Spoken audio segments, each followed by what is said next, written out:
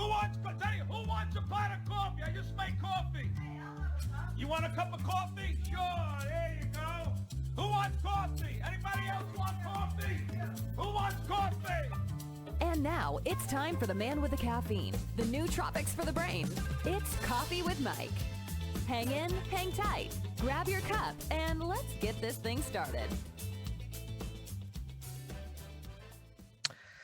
Hey everybody, welcome back to Java Chat. This is Coffee with Mike, and I get to sit down and chat with a very interesting gent who was a former Marine and is now, like, I don't know if you want to call it a 180, but he has definitely changed from what you would expect a Marine to be to what he is now. So this is going to be real interesting, guys. Just hang in there and listen to this. We get David Roberts. Thanks, man, for joining me on Java Chat. It's David Richards, but I'm happy to be here. Awesome. So first off, thank you for your service. Really appreciate you having served and putting in the time and putting in the sacrifice. That in and of itself must have been an adventure. I mean, you were an officer, correct? I was, yeah. It was, but I grew up in the Marines too, so it was kind of like an extension of my life professionally. I moved. I was born into the Marine Corps. My dad was a Marine, and moved around a bit, and then went to college and just decided I didn't have a plan, and so the Marine Corps helped pay for school, and so I was like, all right, I'm going to join the Marines. Sweet. That's spoken just like a Marine too. Straight detailed. It's right there. Options. This is what it is. This is what happened. That's how it went. That's the debrief. No, it's awesome, man. Where'd you attend college? I went to Penn State. Nice. Okay, cool. Good. Yep. Good school. What was it like being in the Marines? I mean, was it a sense of my dad was, I am, or did it really just become as a matter of, well, there's some help here, I'll just go and see what happens? Or I mean, what was the? Well, no, it actually started out quite differently than that, because growing up, I resented the Marine Corps because we moved, and this was, decades before Facebook and texting and instant messaging. And so it was very disruptive for me to make good friends with people. And then say, okay, we're never going to, and not really process it, but we're going to the other side of the country now or whatever. And not fully process, we're never going to see each other again. This is it. Just, it doesn't matter. Everything that we've said, about being best friends forever or whatever, it doesn't matter because it's gone. And so in the Marine Corps, as I got older and became a teenager, it was just that was my angst. That's what got me into heavy metal, like Motley Crue and all this stuff. And in college, it was, okay, if you get an academic scholarship, great. If not, you can get a job because you're going to pay for half of school, or you can join the military and do ROTC. And so it was kind of like, okay, I'll do military, but I'm not going to do the Marines. And so I was going to do the Navy. I was going to join the Navy. I did Navy ROTC first. My college roommate was my best friend from high school. Same kind of story, Marine dad. He was going to do the Army. And after a semester, we're both kind of the Navy's hard. The Navy's mechanical engineering, and it's stuff, and there's a lot of something else.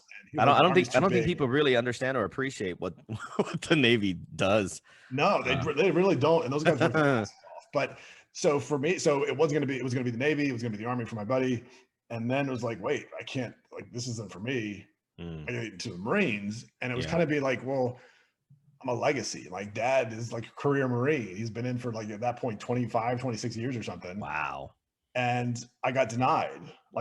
My application wasn't accepted. Yeah, it was my grades weren't good enough. My physical fitness wasn't good enough, and it was a big wake up call for me that that stuff mattered. And so I stopped partying.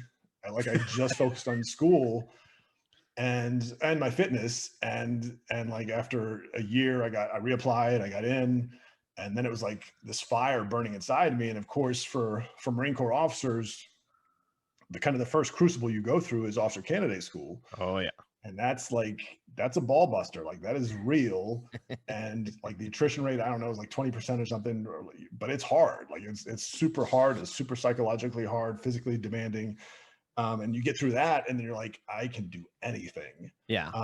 So finished Penn State, get into the Marine Corps, got into artillery, which is kind of something I wanted. I wanted to do something combat arms because my dad had been in Vietnam as an infantryman, infantry platoon commander. And then I got to a unit, and the unit was already getting ready to deploy. Wow. So the Marine Corps, they join with the Navy, and they have these things called Marine Expeditionary Units, and they go out from either the East Coast or the West Coast. Right. And it's basically like a police officer patrolling the world. Yeah. And so like for us, so you're doing all this training, you're doing crazy, like dropping out of helicopters, like rubber boats in the water, landing on beaches, shooting all over the place. And then you go and you actually get on the ship for 6 months. And we were supposed to go to like Singapore. And then I think we're going to go to Kuwait. At some point, we're supposed to go to Australia and then back to Singapore. Well, we go to Singapore, and then we got diverted to Somalia. And we started Operation Restore Hope back in 1992. Wow. And like I was one of the first 30 or 40 Marines ashore. Jeez. And so you're doing this stuff, and like you're 23 years old or 24 or something. You're like, this is amazing. Like I'm on like the pointy edge of the spear doing stuff. But then like, I used to write in high school. I had some stuff published. I got poetry that won awards and stuff, English major in college, but like didn't see a connection between that and the Marine Corps. And so I just focused on being a Marine, not necessarily realizing that like all I had done was take the misery that I had I had put on myself kind of, and how I looked at moving around as a kid. Right. And now I was getting paid to do that. And so like, it was kind of tearing at me. And like, I kind of held poetry back and writing back for about 10 years in the Marine Corps. And then I had a boss who painted, and that was like this revolutionary thing for me. And so like I started writing again in probably about 2001, 2002. That's something else, because if you think about it, how often has that kind of creativity actually been inspired by engagements of that sort? I mean, how many poems have been written over war? How many poems have been written over battles and things of that nature? And well, and like I remember I still have a copy of it on my computer. The first thing I wrote, because I remember we were talking, it was cool because like my boss was a full bird Marine Corps colonel. So nice. Like he'd done like 20 something years. Sure. Easy. Before that, he'd been a Boston police officer, like a street cop. Jeez. So, I mean, like just this cool, like, heavy New England accent. The fact that he painted, like, it was this bond that he and I shared. Like, we could talk with I was a company commander, he was a battalion commander. So there were like 4 others of me. Yeah. But they were all different backgrounds. And so it was like something for us to connect on. And I remember there was this TV show about Helen of Troy. And we're talking about it. It was like, oh, it's going to be some drama soap opera thing. And it's not going to talk about Achilles. Cause like Achilles is like the really, he was story. Yep, he was. And so the first thing I wrote, like in 2000 or 2001, was a poem on Achilles. I remember I sent it off to somebody. I was like buying like these little Spartan helmets from this store in Greece, and so I got to know the guy like I was buying from. And at some point, I sent him the poem, and it was so cool because he's like, "This is the best thing on Achilles I've ever written, I've ever read, and it's written by an American. Like that's so cool." But yeah, like it was, it was a very different experience because none of my friends in the Marines were writing poetry or anything like that. So yeah. So you got out when? 2006. 06. Okay. What happens next? Well, it was a big revelation for me because, I'd been divorced. I had a daughter. But I was kind of repeating, I was still making the same mistakes because I hadn't really learned the lessons. And so I was still moving. And, Michael, for me, when I looked at a relationship, the potential of a relationship, I didn't look at it based on, oh my God, she is so amazing. We have so many things in common, or we have so many things in contrast that I can learn from this person. I looked at it like, I've got 9 months left before I move to another place. Oh goodness. How much can I like go all in on this relationship to try and bring it with me somehow? Because I wasn't mature enough to like kind of figure out like how to have a relationship. Right. Or is it not worth pursuing? And so, I kind of got to a point in my career. I was 15 years in, I had a tumor in my neck that was removed. And that was kind of like this, it was almost kind of a wake-up call. It was a benign tumor, but it was a wake-up call. Like, what are you doing? Yeah. Like my dad retired after 31 years. My brother had been in 18 years at that point. And I was kind of like, this isn't what I want to do. Like I sort of I'd built in my head early kind of in my career that like, if I just kind of did what my dad did, right, I could have a successful career. And he did infantry first. He was enlisted. So he did data systems. Then he became an officer, infantry in Vietnam. And then he switched to computers when he got back from Vietnam. And so I thought, oh, I'll kind of do the same thing, but it didn't make me happier. And finally got to the place where I'm like, you know what, this isn't what I want to do. I don't want to go just down this path that is cut out for me. Right. But I feel like I have to fill in and see how well I did in comparison. And so I decided I'm going to give corporate America a shot. I took the plunge. I got out. I interviewed for 3 places. I should say I decided to give like civilian life a shot because I interviewed for 3 places. One was like a large IT company. One was a defense contractor that one of my old bosses worked at outside of DC. And then one was to be like a mercenary in Bahrain in the Middle East because I had a contact that we'd gone to the same second-year program in the Marine Corps together. Like we'd gone to the same program. And so I was going to do that. And I knew like as cool as mercenary sounded, like I will never have a normal life if I do that. No, like, yeah, not as a merc you want. So far away kind of from what I want. So I went with a large IT company. I got introduced to yoga like immediately as I got out of the Marine Corps. It just happened to work out. I read a football or like a Sports Illustrated magazine article about. Hold on 1 second. You got introduced to what? Yoga. Just coming out of the Marine Corps, you got introduced to yoga. I got yeah. So like the week. Oh, I gotta hear this. Wait. Yeah, the weekend. Let me sit back. I need to hear this because this is this is a I've been teaching yoga for 13 years now. So I think it was probably the weekend. So my last assignment in the Marines was in Miami and I was doing work in Central America. My family was in North Carolina. So I drove up when I got out, I drove up to my family's place because my job was actually going to be in North Carolina, close to where my family lived, ironically. Right. And I remember reading a Sports Illustrated article. And it was about, I think it was somebody from the Arizona Cardinals, but it was about NFL players using yoga to strengthen their midsections. And obviously in the Marine Corps, like physical fitness is a staple. Like everybody, physical fitness is just how I live my life. And I thought, PT is normal. It's not anything unusual. Yeah. So I thought, you know what, I'm going to give yoga a try. Like maybe it'll help with stretching between lifting weights and stuff. And so like, here I am 3 or 4 days, like having left the Marine Corps, I take my first yoga class. It was like what we call gentle yoga. So there wasn't a lot of stress, no real sweating. It was kind of weird because like I was the only guy in the class. I'm like, all right, this is all right. About like 2 days later, I took a different class, different instructor. No less. It's a Marine that's in the class and he's the only guy. but so like part of it was I spent 3 years in Japan as a kid. And getting exposed to Eastern culture, like in 1979, 1980, and like getting this early sort of orientation to samurai or to Bushido or to like the beauty of making something beautiful in the act of doing it. Like that had a huge influence on like this guy who's becoming a teenager. And I know when I came back to the States, it was so different because none of my friends had that experience. But so I went to a different class, like a couple days later. I'm like drenched in sweat. And I'm like, how is this happening? Like, how is yoga making me pant? And I'm like, just like a bucket. Right. But also it was like, what is it doing to my head? Because something was happening in my head where like, I was becoming like more aware of stuff. Right. And it was like, especially like coming out of the military where I wasn't doing like a ton of email. Like I wasn't living my life by email. Right. And then getting into corporate America where it was like, this deluge of you live and die by it. Yeah, it's a complete shift. Like my mind would get quiet when I started going to yoga class, and I was like, I got to do more of this. And so like I got completely into it.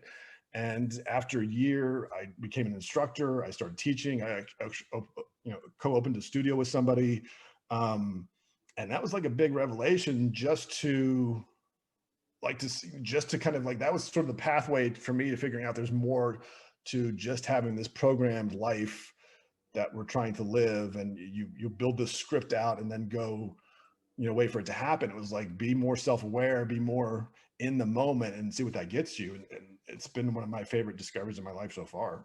So you got out of the Marine Corps, you happened upon this new mode of PT, if you will, Yeah. that was affecting you, like was giving you some real effect.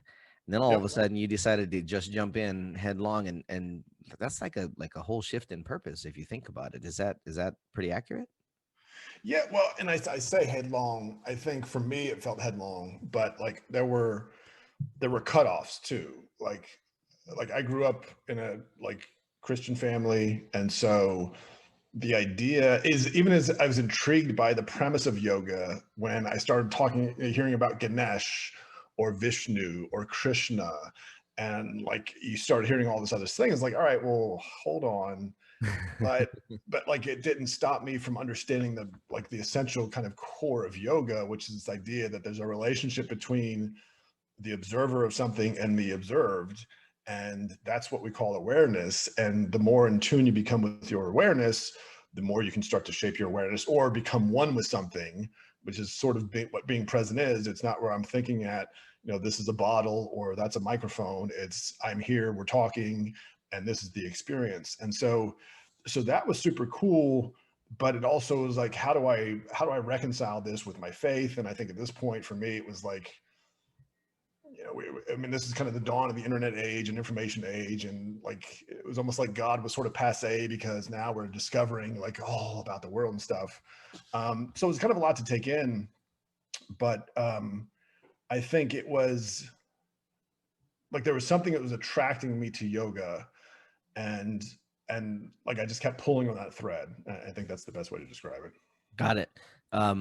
It sounds like that there was and I know Marines do this too, and pretty much like special forces, it comes to mental clarity and mental focus and things of that nature. In fact, if I remember reading once that certain branches of the military actually use like meditation and things of that nature. Like the SEALs, they do their box breathing, calm down, and all that kind of Yep. stuff. How do you equate that? I mean, you're looking at it from now a different, not again, civilian life versus military life. You had a shift. You had a shift of purpose. You had a shift of focus. And now you find yourself more focused on the mental aspect of things as much as, I mean, there's still the physical, obviously, but I mean, how does that play out for you? Does that make sense? I mean, it was a journey, right? It's a lot of times it's because in some ways we have all created patterns and habits in our lives. And that's why I didn't have success with relationships, because I had this pattern where I couldn't move with a relationship, because it was like, when I move, I'm going to become someone else because I'm going to have a new job, and that's going to be a big part of my personality. And I was still kind of evolving that piece. And I think the transition was kind of super gradual, because I was learning to be a yoga instructor. And then at some point I was applying what I was learning. And so I did get deeper into meditation. Like, I had meditated coming out of Japan when I was in high school, but it was this very awkward, rudimentary thing where I was fascinated by Japanese swords. And so like I would go to, back then it was like cigar shops for some reason would have like swords. And so, or there's this place called the Franklin Mint in Pennsylvania that would like, do these replica swords of like King Arthur or whatever, and they're really beautiful swords. So like I would get I had a Japanese sword, and I would put it in front of me in like the living room. And this would be like on a Friday night. So my brother's out, my parents are out doing something, my friends are like partying or whatever. And I'm sitting at home by myself with this Japanese sword trying to do something. Like I wasn't exactly sure. And I think the piece that yoga really opened up for me was, your mind is a tool. Yep. Like your mind isn't just this vehicle for reaction. You can actually kind of craft it into something that becomes directional, becomes purposeful. And I think that was for me, there's kind of this whole theme as I look back on things of like living a planned life and then being upset when the plan doesn't go, or you have to adjust when the plan goes off kilter, as opposed to being present in life and having life be an adventure. And I think that was the gradual shift, but that took a long time, because again, it's one thing to learn how to teach yoga physically. Mm-hmm. It's another thing how to talk about yoga, where you can help people understand that you have a relationship between what you focus on, and you can actually choose what you decide to focus on. You can choose on focusing on, oh my gosh, this is a terrible pandemic and people are dying and there's political unrest, or you can focus on, I've had so much time to reflect and grow as a writer, or like really be present in appreciating how beautiful nature is, or like just appreciating every day instead of worrying about tomorrow or 3 weeks from now. And so Right. it was that was a big step, but then you kind of have to like process, okay, well, how do I start to create my mind to be the tool I want it to be? These are all curious questions. These are all things that are like curiosity based. At least that's what I'm Yeah. hearing. How did I mean? Is that just something that you naturally are, or is that something you also had to develop? I think I think I've always been curious. I think it was sometimes curiosity was like short-sighted. Hmm. In other words, be like, oh, that person looks really interesting, I want to get to know them, as opposed to kind of then like, oh, this person reached out to me, we have a really strong connection. What does that mean? Hmm. Hmm. And and so it kind of gets to this point of, well, like, how do you make that more grand? And that's like the more present you become in what kind of life do I actually want to like create? Like, what if I really Yeah, kind of yeah, pull yeah. everything back and stop thinking about all the things that I've committed to, because I think my obligation to that is somehow creating me, and just coming back to, okay, who do I really want to be? Hmm. And when do, like, for me as a writer, it was like, let me get that down on paper, because there's a Yeah, yeah, power to putting something on paper absolutely. and having a conversation with yourself that is super, it's not only enlivening, but it's also so fulfilling. And so that was like the big piece for me, was what you think about matters. And that starts with even like the words that we put together. So, well, that begs the question then: what would be the thing that you're most curious about, at least at this point in your life? For me, I think, I'm working on my third book right now, and it's really been an exploration of what is the truest love story that I can write. Nice. And I made that in both senses of the word, in Sure. terms of, we think of true love, but we also think of truth. And it's kind of like, it's almost like I'm substituting real story Hmm.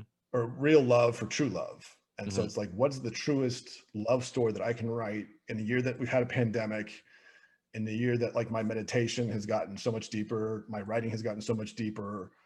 Um, and so that's kind of been the exploration, and that's been a beautiful journey. There's been like last year was super hard. Like when things started to Yeah. shut down, Yep. it took some getting used to it, took some adjustment. I had just come out of a relationship, like October of 2019. My second book was in the process of being published. And but for the first time in my life, Michael, I knew, coming out of that relationship, I knew whatever was on the other side was going to be better. And part of that was because of what I'd done with my mind, and a lot of that was going to a couple Tony Robbins events and realizing, like, life is going to teach you lessons, or give you lessons until you learn them, Yep. and then you kind of advance to the next level. And it Yep. sounds like, well, life can't be that orchestrated, but it really is. And that's like, right, if you believe in infinite intelligence or God or the universe or whatever, then there's something there. And for me to hear someone like Tony Robbins, who's been super ultra successful, talk about the universe talks or speaks to you in different ways, Hmm. to go to a mastermind with Jack Canfield, who sold 500 million books, and hear him say, oh yeah, I was a Roman soldier 1500 years ago or whatever. Hmm. You're like, there's another level, because I have some of that in my own head, but to hear people who are really successful say that makes me start to think that, like, there is universal message out there. And so when I combine that idea that there is universal message with this idea of what's the ultimate expression of love that I can find, like, that's taken me down this tremendous path of discovery. Cool. And how far away are you from that book? From that book? It's a good question. I just posted a picture. um, it's an interesting story, because I wasn't even, I entered in February of last year. I entered a book contest. Let me give you the short answer first. I have in front of me right here 2 notebooks and 7 or 8 journals that I have filled over the last 12 months with either last 9 months or 10 months with either versions of the book that I wrote, like short versions, or with just notes and journals. And it's probably about 600 or 700 pages worth of stuff that I've handwritten Mhm. over the last 10 months or so. And Mhm. so in one sense, I think the book's almost done. Mhm. in another sense, I'm not sure I've started writing it yet, but I still stand by it's almost done.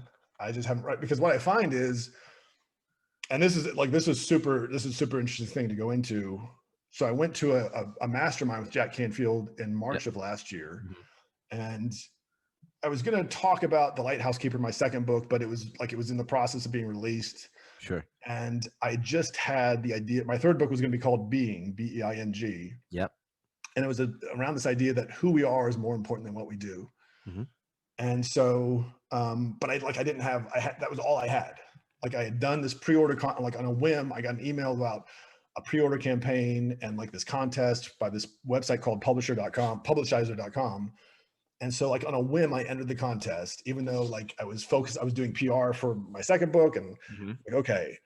And like, I got enough people to get a pre-order deal done. I had like 12 publishers that were interested, but I really didn't like know what the book was going to be about. So I talked to Jack Canfield about it, and like, he'd never met me before. He didn't know anything about me.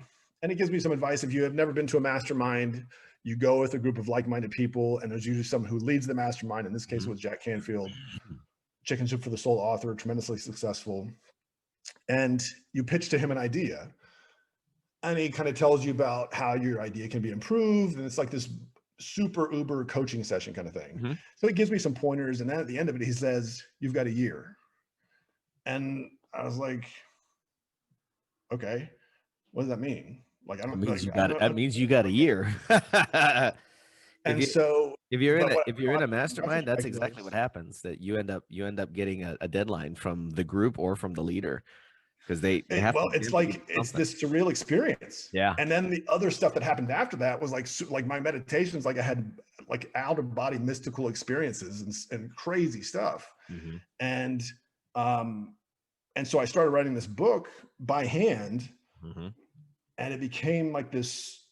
I mean, the story was so beautiful, and it was basically like it was just a conversation, and it wasn't like written in a book format. It was almost written like a text conversation with two different colored pens, and one pen was unconditional love, and the other pen was conditional love. And like, so I wrote a couple versions, and I was like, this is super intense. Like I had my mom read it, and she's like, it took 20 minutes for her to read it, but she was like, I'm so tired after reading this. Like, this is so intense, because it was just how it was all structured. It was super kind of meta, I guess, as the kids would say. Yeah. And then I got to a point where I couldn't write it. Like I couldn't finish it. Like the story started to get really detailed, and it started to have texture and like put people into it. And I couldn't finish it. And so like after like probably 3 or 4 weeks of like just sheer frustration, I kind of stepped away from it.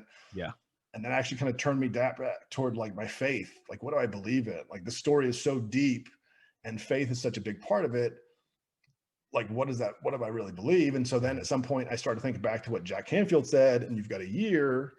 And this was like right around March 20th, March 19th. And so I'm like, okay, why don't you listen to that and figure out what this year means to you? And so it's been just an incredible journey. And like over the holidays, I took some time off and just kind of wrote without expectation, and just kind of journaled and just put, and that was super liberating.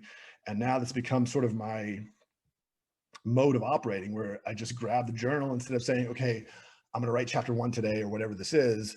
I just write whatever comes down, and I'm not editing myself. I'm not saying, oh, I want to say happy instead of glad. I just kind of let it go. And so I know, even as the story continues to evolve, like I understand it more, and I'm just like, okay, like let this thing go. And there is an art to a writing process, and you have to honor that process. And so I think at the very least, Jack was telling me your writing process is going to take a year. I'm like, okay, Yeah. got it. Yeah, that I can see that's a part of it. I hear a couple other things going on too, and one of these days we'll have to sit down and chat about that as well. Yeah. It leads into our next section anyway, which is perfect, because you're starting to talk about what inspires. That's our next section. So guys, we're going to take a short, quick 30-second break. We will be right back, and we'll go dig in and figure out what drives this former Marine. Other than directives. We'll be right back in 30.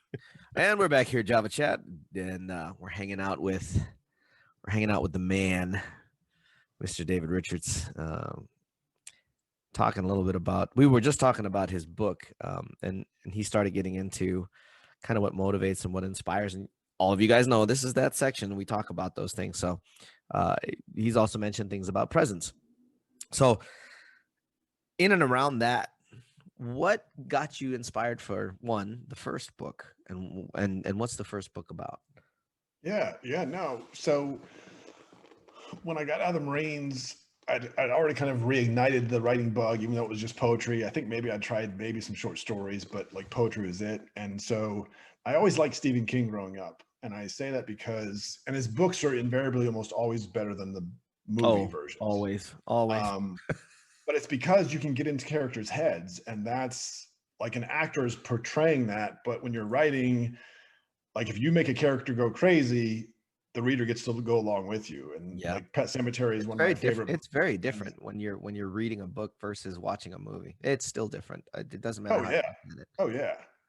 And so like Pet Sematary is one of my favorite books. And to watch the main character, Louis Creed, who starts out as this morally great dad and ends up digging up his son and putting him in an Indian burial ground, spoiler alert, to bring him back dead, it's horrific. And you get to have a front row seat to watch him do that.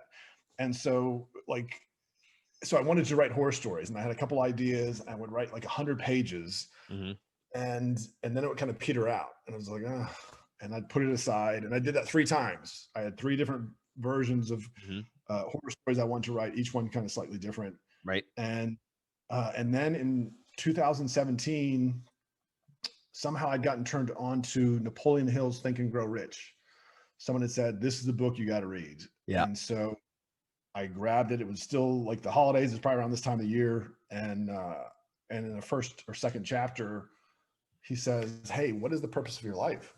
And I was blown away. I was like, what are you talking about? Like, my purpose? You're kidding me? Really? And it was just like, I was blown away. And so I wrote a purpose statement. I had a pen and paper, and I wrote a purpose statement. It's about like writing stuff. And I think it's about writing my purpose, like sharing, like my purpose in life is to share my purpose in life so people can find their purpose in life. And I started writing Whiskey and Yoga was my first book. I started writing that in January 2017. I would get up every morning. I think I started getting up like at 4:00 in the morning so I could like do a little meditation, cold shower, and then be writing by like 4:45 or 5:00. Yeah. And I wrote like 200 pages of an autobiography, and it was like April of 2017. And I'm like, you know what? No one is going to give a rat's butt about some dude finding his purpose in life in his late 40s. I gotta scrap this, and I gotta do a self-improvement book, a self-help book. And so I took the 200 pages, I put it aside. I did a 10-chapter outline for Whiskey and Yoga, helping, how to find your purpose. Yep. And I wrote it in 2 months. And then I'd already kind of worked with, I found someone who's going to help me publish it. We're going to do a launch campaign for, bestseller status.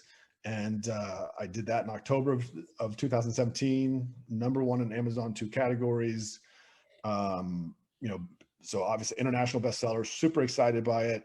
And it was, and that was I don't look back at that book and think it was a great book, because I was getting over the mental hurdle of, can I write a book? Can I actually write something and publish it? And I got over that hurdle. And then it was neat that it had the success. And I remember like I had a 42-year-old bottle of scotch that I opened up when it went to #1. And like I had some of that scotch, and it was so great.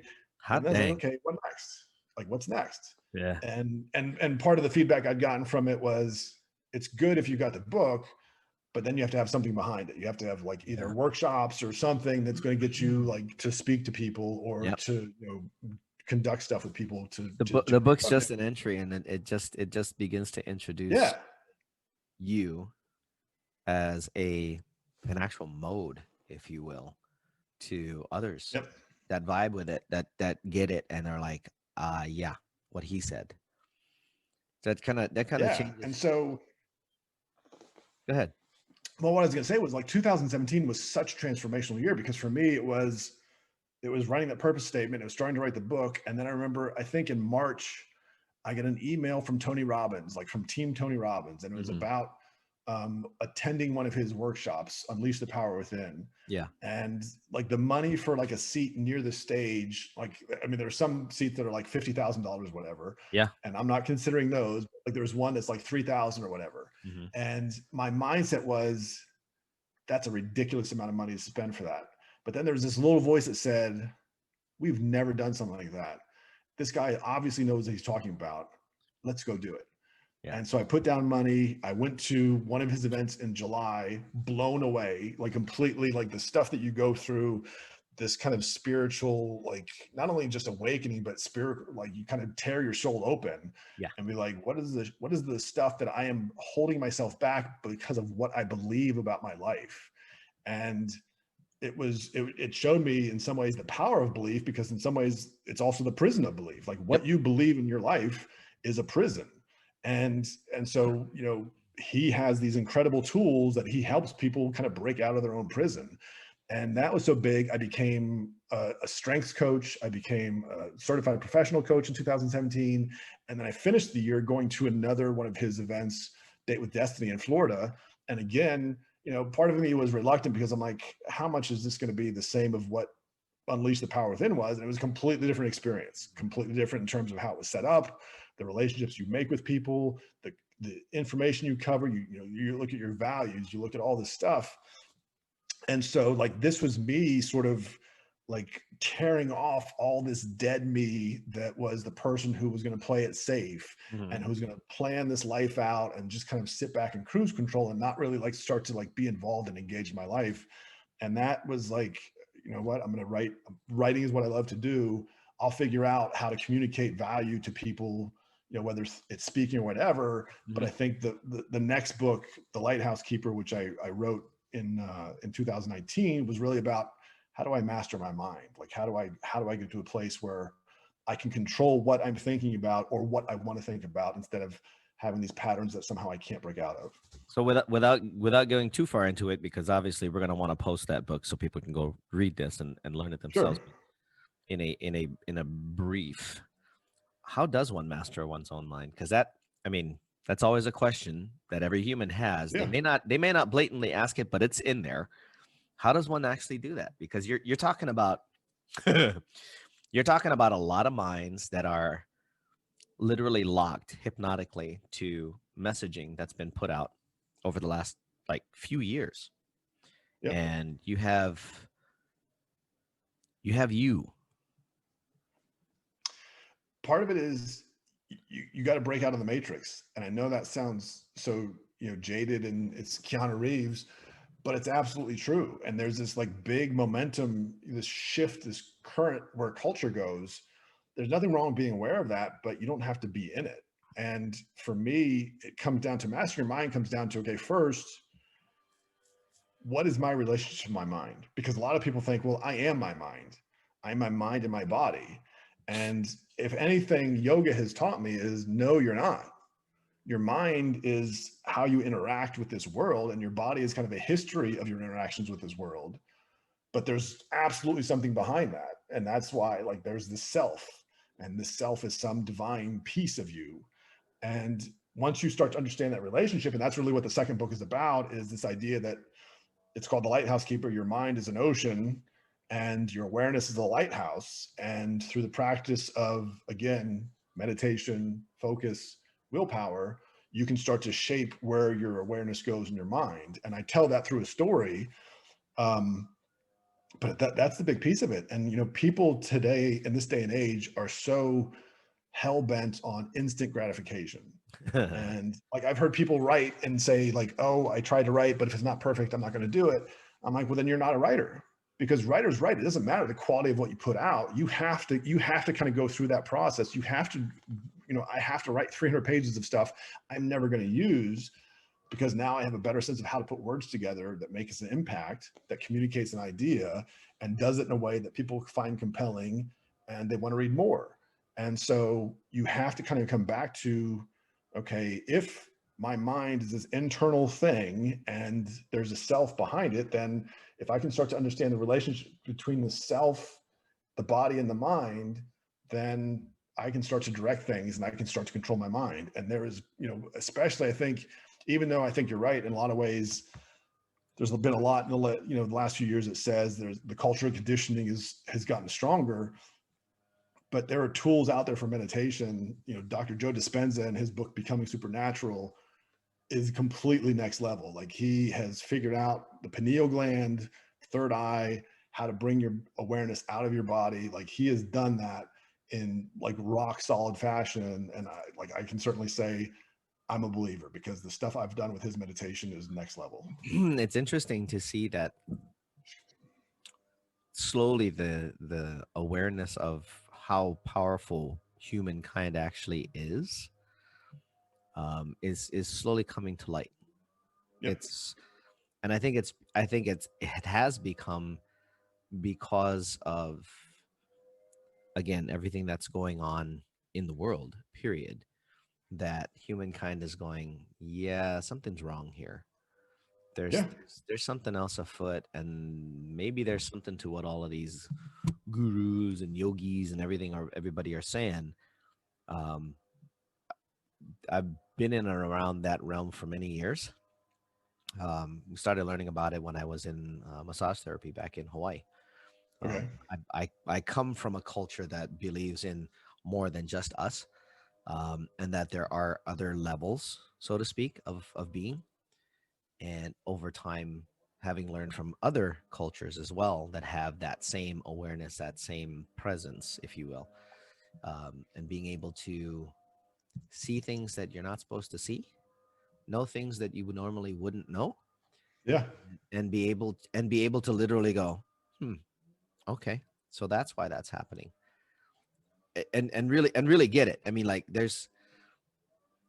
I think for the most part, for those that don't have that connection, trauma is much more, they're much more susceptible to trauma or traumatic events in their lives, versus those who understand that those traumatic events are purposeful events. Like you said, life hands us a whole bunch of lessons. How will you handle this trauma? How will you handle this event? How will you handle, when you ask the universe for something, and the universe goes, let's just make sure if that's really what they want, give them a shot. And then all of a sudden it's like, well, why is the world against me? No, the world's not against you. You're just not paying attention. I think there's Well, a I lot think of that still going on too. Well, and I think part of it is, I think one of the big takeaways I took from Tony, and it sounds weird, but you need to organize your mind. Yeah. And what I mean by that you're is, right. It's true. you got to look at, like, what do you value? What Yeah. do you believe? And it was so, Michael, it was so incredible. I think on our first day in this thing I did in December of 2017 with him, it was in Florida, and he brought this Indian gentleman up on stage, and the guy, his first thing was, there were like 5,000 people. He said, in the past 30 days, how many people have contemplated suicide? Like, right out. And like 18 or 19 people raised their hand. And he said, generally in a group this size, like about 20 people. And so he brings this guy up on stage, and the guy was like a doctor in India, had found a cure for brain cancer. Wow. Like, had done this, and then I guess like had become disenchanted, because like, what else was he going to do with his life after he found a cure for brain cancer? And so he got really depressed, got on all these antidepressants. His brother had talked to him and talked him into flying from India, like on Saturday, that previous Saturday. Mm-hmm. He lands in the US on Sunday, and now he's talking to Tony Robbins on Monday. And the guy had taken out a life insurance policy. This was December 2017. He was going to kill himself New Year's Eve. And so his family would get a life insurance policy. And like, it came down to one of the things that Tony asked him was, what do you value? What's the most important thing in your life? And the guy's like, integrity. He's like, okay. And he's like, what are your rules for integrity? And the guy's like, well, I always have to tell the truth, and I can never like tell a lie or something like that. So I'm simplifying it, but it was like, Tony pointed out to me, you can't live your life in absolutes. If you say you're never going to tell a lie, is that true? If you like forget to make the bed, and your wife comes in and is like, oh, did you forget to make the bed? And you like lie about it or something.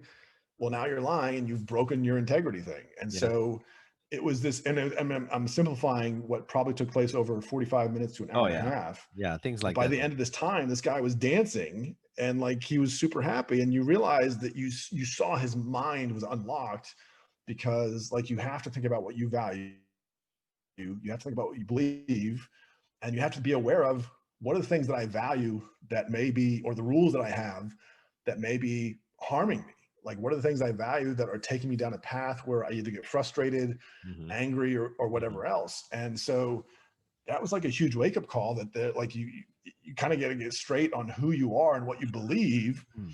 And when you do that, then you kind of empower yourself to take more control and gain more of yourself back. And I think so many of us, because we're either trying to please other people or we're distracted with life, we give away our energy and we give away our awareness. And that's why we get frustrated, because we've sort of given ourselves away instead of taking ownership for ourselves. I think that happens more often than not. I mean, if you look at the condition again, if you Oh look at yeah. the condition of the world right now, even within those actual communities that are supposed to be that kind of aware, there's still a lot of that going on. There's still a lot of mental locking, if you will, Yep. where uh, most people think this happens just with entrepreneurs. I'm like, yeah, no, it happens with everyone. I don't care what age you are. I don't care what profession you're in. I don't care what part of the world you're in. This is a human condition. Yep. This is not it. This is the one disease that is non-discriminatory and will follow you anywhere. You cannot Yeah. escape it, but you can defeat it by, like you said, recognizing your values, understanding your beliefs, and reclaiming what is yours. And that's you. Absolutely. So, um, good call on how to master your mind. I think that's a really nice way of laying that out. Well, that begs a point too. What would be then, in your own mind, what would be the biggest thing you've learned up to this point about anything, whether that's you, life, or what have you? Oh man. I feel like 12 months ago this would have been such an easy question to answer. I think it's that I think it's that there is, like, in some sense, we have all these different beliefs about why we're here or how we even came to be here. And there's the scientific, explanation that somehow the universe just randomly popped up and billions of stars and this big bang and all this stuff happened. And then there's various aspects of religion.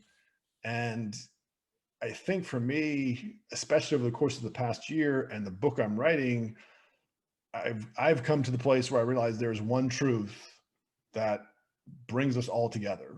And if you want to call that God or divinity or infinite intelligence, but that's part of what my story is about. This book I'm writing is the story of what this one truth is. And like, I'm not saying that I'm the authority on it, but I'm saying the story that I'm writing is giving me great signs that I can make demonstrable proof of what I'm saying. And it's going to be a really beautiful love story. And I think that's ultimately, when you talk about a pandemic, we haven't talked about the Great Conjunction. If you heard about Saturn and Jupiter right before Christmas, and like the Star of David and stuff, or Star of Bethlehem.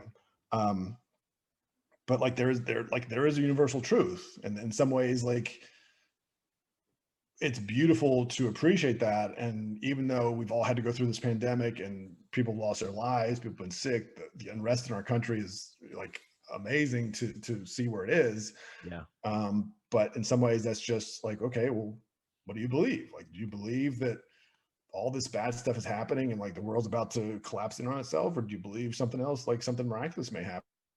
And like, there's this beauty to kind of looking at love and looking at faith and seeing how they intertwine. And so that's, like, for me, it's a long-winded answer, but I think I guess if I could summarize it, I absolutely am convinced there is one universal truth that brings all of us together. I like that last part. That answer is cool. It's something that I've always advocated for, and all those friends that know me very much they know I don't like to get into the arguments. Because honestly, the only argument that there is, in my IMHO, in my humble opinion, Yep.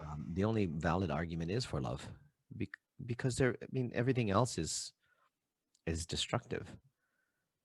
There's nothing creative in anything else outside of that. I mean, I can create a new world with hate. Yeah, you can, and it will continuously collapse. It will continuously implode. It will continuously break down. Well, that happens with love too. That depends. How often do you choose it? How often do you believe it? Is it an actual value? Is it a real value in you, not just your head, but in you? You know, that whole thing about being present, Yep. and living with purpose. You know, is not, it's not necessarily about living in the moment. Does that make sense? Yeah, no, it absolutely does. Yeah, because like people, I think when people think about living in the moment, it's like, in a lot of ways, it's like, well, I want to create like the super great moment and then go live in it.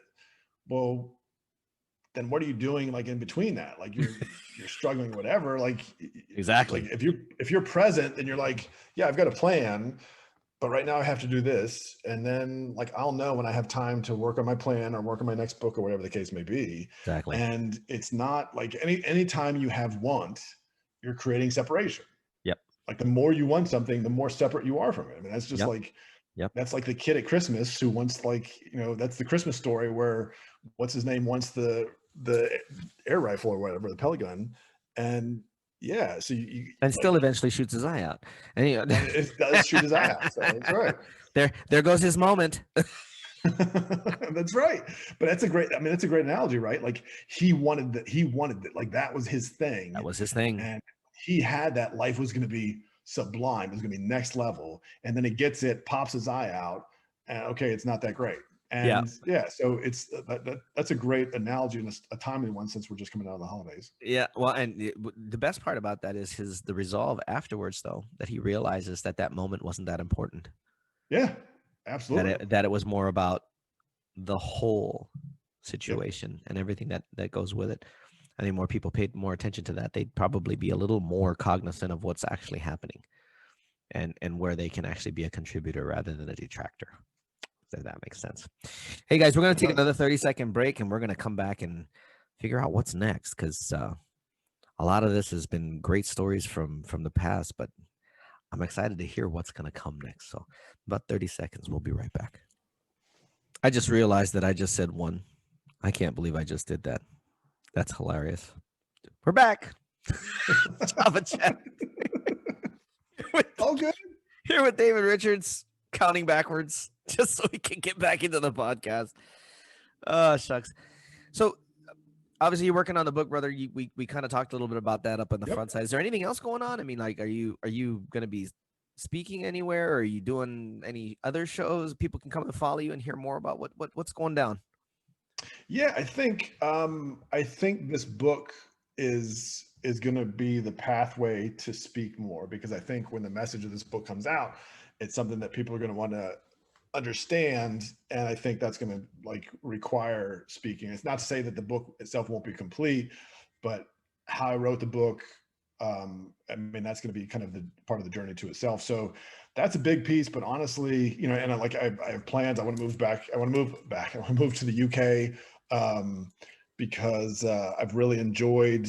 I've had some great interviews and great magazine articles done in the UK. I've had invites to come over there and speak, and so obviously the pandemic is a reality that we all have to deal with. But I think once the pandemic, we get through that, and once this book comes out, then I'm certainly going to do more speaking, and then just like talk about the book, because like I said, the story is so beautiful, and I can't wait to share it with people.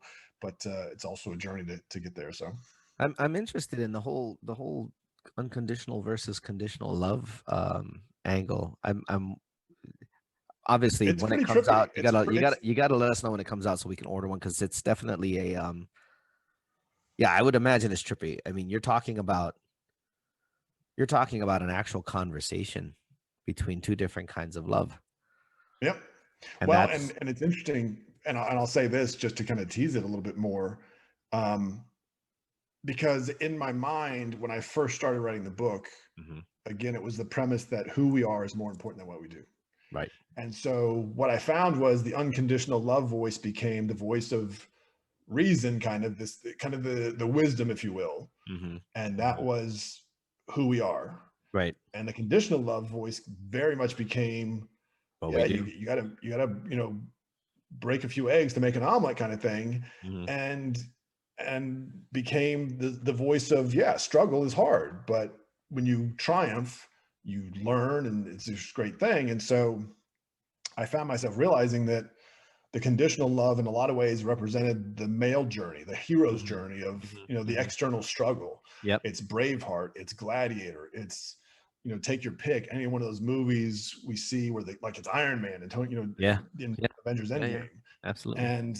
And the other voice, the unconditional love voice, was really kind of the feminine journey, the heroine's journey, which is an inside journey, which is this kind of internal, instead of struggling outward, I have to journey inward to come to myself. And so that kind of surprised me, because at one point, like I said, I thought the feminine voice would kind of win, until the male voice, like this masculine voice, said, well, no, but you have to strive, you have to create this struggle, because that's how evolution sort of happens.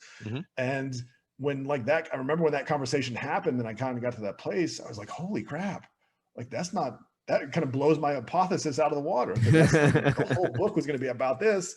And now I got to go in a completely different direction. But it was also, that was exciting, because it was like, wow, I proved something wrong, in this theory that I had created about what this book was going to be about. So yeah, it was super, super cool. I think it's really going to be beautiful. People are going to be amazed at how beautiful a story it is. A Science of Love. Yeah.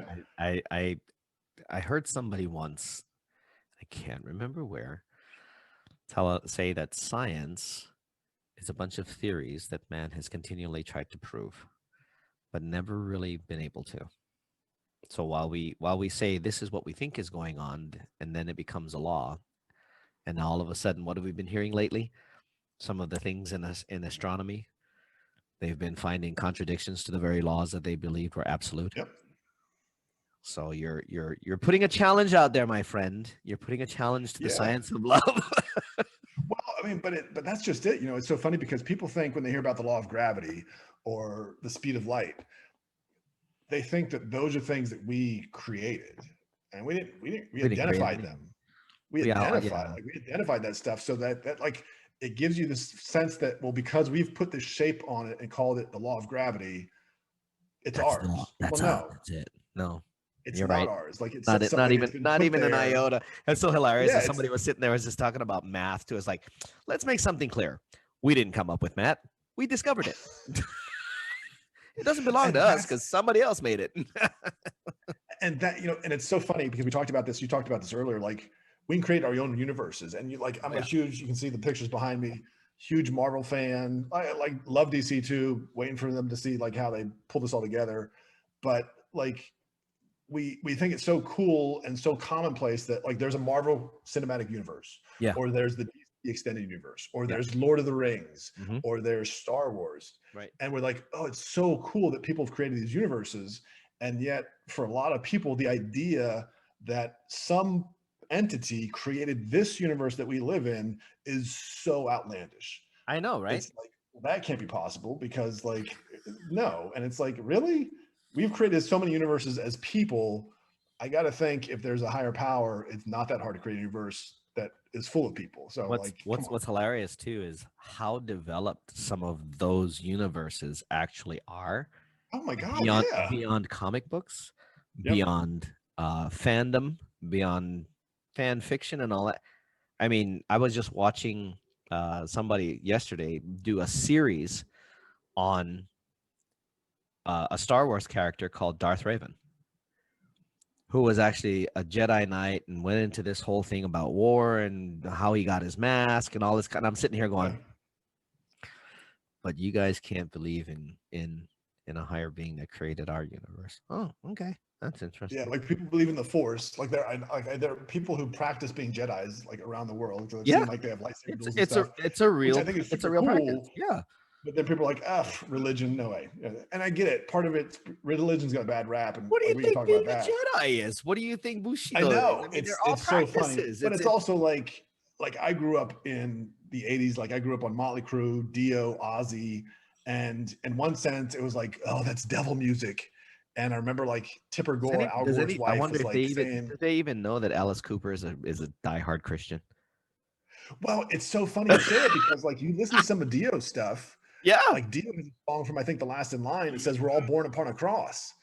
And basically what he's saying is like everybody sinned and falls short of like God. Yep. And don't like point a finger at me just because I'm singing about it.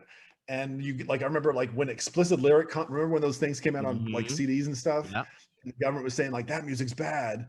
But meanwhile, the government's like taking money under the table, or preachers like Jim and Tammy Faye Baker were a big thing, like stealing money from people. Those two are hilarious. I'm sorry, but that was probably the funniest. Swagger, Jimmy in particular. He was sorry. But it's crazy because you realize like those bands, like even with all that anger and angst, were just singing about the hypocrisy of a system that created them. Or actually trying to warn a few of them. If you listen to the lyrics, they're literally warning you to not take that side. So while it was crazy mosh pitting all over the place, they weren't really listening to the lyrics. It was hitting their subconscious, but I mean, literally, it was a warning of you don't want to be here. You don't want to be a part of that. When the song American Idiot came out with Green Day, they were like literally dumped on by conservatives going, oh, they hate America. They hate this. They hate that. And I listened to the lyrics and I went, that's not what that song is about. They're trying to warn people that the media is literally trying to hypnotize the whole country. Yeah. And it's working. Oh, Nobody caught that. And I was just like, because when I first heard it, I was just like, oh, how dare you? And I listened to the lyrics and I went, whoa, time out. Hold on. Oh, wait a minute. There's something else going on here. Yep. And I think this book, at least by the way you're describing it, this book is going to open doors, and hopefully a shit ton of them because it's needed. It's going to open doors in people's minds that they'll look inside and go, ooh, that doesn't look nice. I need to go clean that room out. Because the unconditional side will come in and go, yeah, a little bit of dusting, maybe a little bit of cleaning might be necessary. Yeah. You're absolutely right. That's what I'm hearing. I'm glad. I think you're absolutely right, and I think that's like the subtitle for the book. Before I was going to call it "Being How to Win the Game of Your Life," and then I was actually at a bookstore last weekend, and I don't know if you know who Ram Dass is. He's like a spiritual teacher. Yep. But he came out with a book called "Being," and so I'm like, all right. And I wasn't like the story has grown so much since then. Like my title's moved on. Yeah. I don't know what it is yet, but it was weird because at one point I'm like, well, how do you win the game of your life? And at one point I remember like I remember writing this in an early version, like you are guaranteed to win. I'm like, well, how can I make that kind of guarantee? And what does that mean? I go back to the Jack Canfield thing, and that's part of what the year has been. Like, okay, here's how you win the game of your life. And so, it's gonna be a lot for people, but it's also gonna be super beautiful. And if you know it has a happy ending, then like that's the greatest part of it. So. Opening the locked doors. Yeah, that's gonna be interesting. You'll get that answer. Prison of belief. Yeah. Get out of the Great Bar Hotel in your own mind. That's right. Yeah, that's literally what it is. People there. Yeah, it is. Cool. Where can people find you? Like, we gotta, guys. You guys know we're gonna put all of these links, but I always put this in here anyway because those who are listening. Where can people find you? Yeah, so davidrichardsauthor.com. Go out there, check out my blog, check out, there's other podcasts that we put on there. Certainly going to put this one on there. Subscribe to the newsletter if you like. David Richards Author on social media, and then Facebook, like Instagram and Twitter, David Richards Author, and then Whiskey and Yoga on Facebook if you want to check out Whiskey and Yoga. Oh yeah, well now that you said whiskey, I'm definitely checking that one out. Anyway, everybody that knows me knows I have this thing about rye, and it's a thing these days, even though I'm still a coffee drinker. That's all right. It's all good. All right, guys. So, you'll see all the links down below. You'll have to send us the links to the other books that you have published too, if you don't mind. We'll go ahead and put that in. Great. If you're watching on YouTube, feel free to go ahead and ask questions down below. He will get the links to this. And if he has time, he'll come here. You want to really catch him, go follow him where he just said, go follow him. Pop into his blog, pop into his social. I'm sure he's active there. If you're watching on YouTube, make sure you're you're subscribed. If you're not subscribed yet, hit that and the little bell. Remember, the bell tells you when we get another killer guest like this on Java Chat. Come and hanging out with us. If you're listening on any of the podcasting platforms, we're now on 13 of them. That's awesome. Thank you, Anchor, for syndicating us to 11, and then 2 more popped up not long after that. So that's so cool. It's just really happy that it's happening. Which means you can find us on places like Spotify if you're not already listening to us there. Obviously, Apple Podcasts and Google Play Podcasts, so et cetera. Download them. Subscribe if you're on those platforms. That's cool. If you're on Anchor.fm, you can always support us there. You know, every little bit helps. We're just a small little place, but you're going to see a lot more of these kinds of amazing people coming in here and sharing their insights, sharing their wisdom and their knowledge. So a huge thank you, sir, for jumping in. And I mean, sir, with all respect, not militarily, but man, this was cool. Thank you for coming. Thank you, Michael. It's been a pleasure. Thank you so much. I really appreciate being on with you. Awesome. So you guys know how we love to end these. We love every single one of you. Thank you for taking the time or making the time to come and listen to what we have to share with you. Stay up, stay safe, stay healthy, and live for David, myself, Coffee with Mike. Ciao for now.